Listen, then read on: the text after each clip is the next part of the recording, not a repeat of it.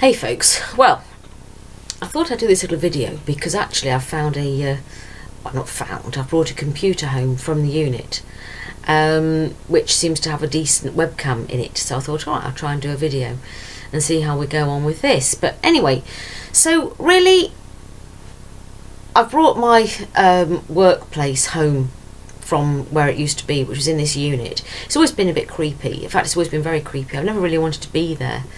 It's on an old World War airfield place, but a long story, that's beside the point. The point is I've actually brought my workspace home. I'm now working in the garage. I have actually got somewhere that I've got to store a lot of bits of stock and stuff, and it's amazing to be working from home. I mean, it's been chaotic because I actually manufacture cloth nappies. It's not the easiest of thing to run a manufacturing business from home, so I've taken over this room here, which is one of my bedrooms, and the garage to do it in. But anyway, what's really interesting is that it's really nice in lots of ways, because whilst I'd go to university one day a week because I'm doing this course on counselling, apart from that I don't actually have to really go anywhere I don't want to go. I never used to want to go to the unit. My other unit that I had years ago, probably about 2010, I moved from the old unit. That was in the middle of nowhere.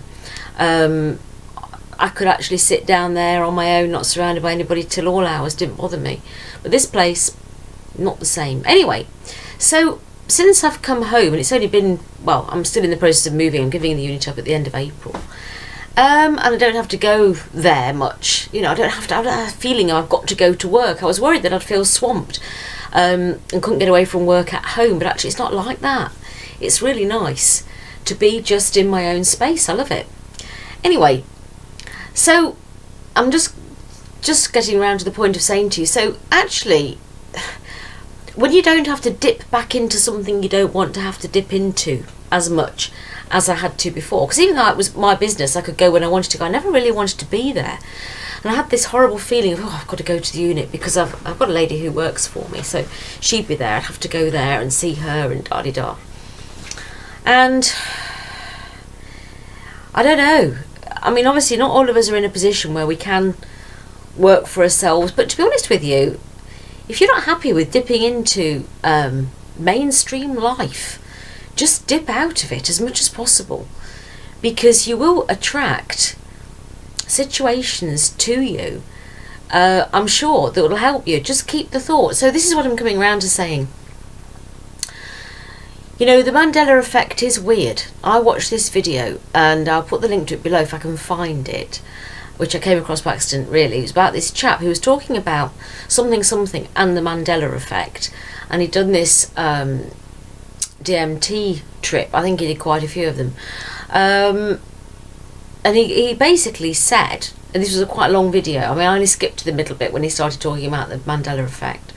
But he basically said that he discovered on his trip, basically, that we kind of code.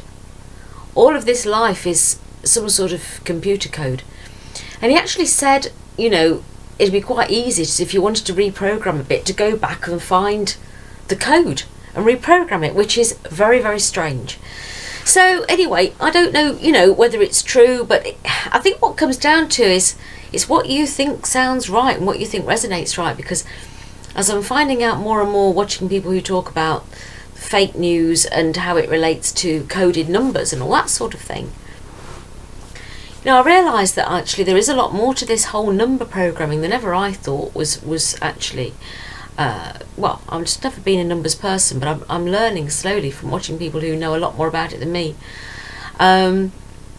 You know, there's more to this that goes on. But all I'm saying is I'm just back to the Mandela effect. You know, I think lots and lots and lots of things are changing, particularly in the Bible. And probably most of it has been changed anyway, and rewritten by who knows who and goodness knows what. But the fact is that if things around us that we used to think were set in stone are now changing, you know, the only reality that we can say is real is the reality that we create for ourselves. You know, what we know, I suppose, in our own lives. And I guess all I'm saying is maybe it's an age thing. I don't know. But the more I sort of feel in my own little world, which might be unhealthy, lots of people would say, but I mean, I see people that I like, you know, I've got my daughters and obviously some close friends, a few close friends. The more I'm in my own little world, quite frankly, the happier I am. Because you can that way spend more time being yourself.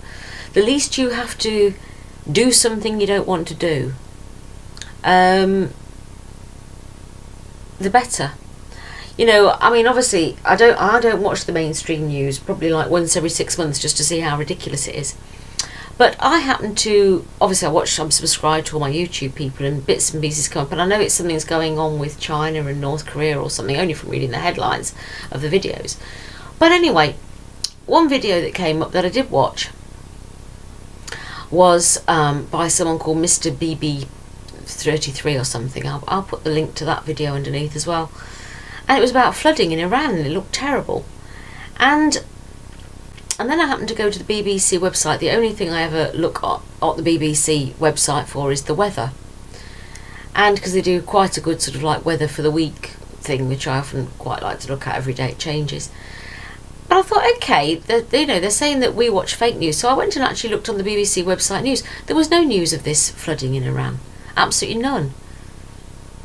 They don't tell you what they want to tell you, but those people, I think, who are sucked into believing the BBC, you know, are quite sucked into believing the BBC. I mean, I had to go and pick up some fabric from Leicester, and there was a chap there who I've known, you know, for years, just to sort of pick up fabric from and have a chatter with, and he's a nice enough chap. Well, the Queen was visiting Leicester on Thursday, so we were talking about that, and of course he was saying how, you know, much he thought we needed the royals, particularly in the light of all this. Basically what he meant was, particularly in the light of all these Muslims who are killing us, we need to be more British. English, that is what he meant. White English, basically, is what he meant. And I said, yeah, but the royals, you know, they've been linked to all these strange, you know, paedophiles, serious paedophiles. You know what he said? Well, I know all that, so he knew that. But he still wanted to think that the royals were great. To like, because we've got all these fake, as we know, lots of them are, bombings and shootings and all the rest of it. I didn't get into an argument with him, because I just thought, just don't go there, because I know it's pointless. And this is the other thing, you've got to be careful that you don't sort of like try and go on too much of a crusade with people who are really, really sucked into the system, because you just won't get anywhere. I mean, I posted something on Facebook probably about 6 months ago now about the Twin Towers. It was a report that said, you know, quite a lot of these physicists who said there's no way that they'd come down like that. It looked like, you know, a demolition. The amount of people that came out the woodwork, people I don't really even know, having a right go at me, you know, it's not worth it. You just have to kind of really, I don't know, create your own reality. I do think that's what it all comes down to. And I do think this comes down to what we used to talk about in the main calendar, co-creation in the ninth wave, which is actually the fact that we are creators of our own reality. So that's all I'm saying to you folks, really. It's all very strange, but for me, I'm more and more in my own little world, creating my own reality. So yeah, alright, thanks then, bye.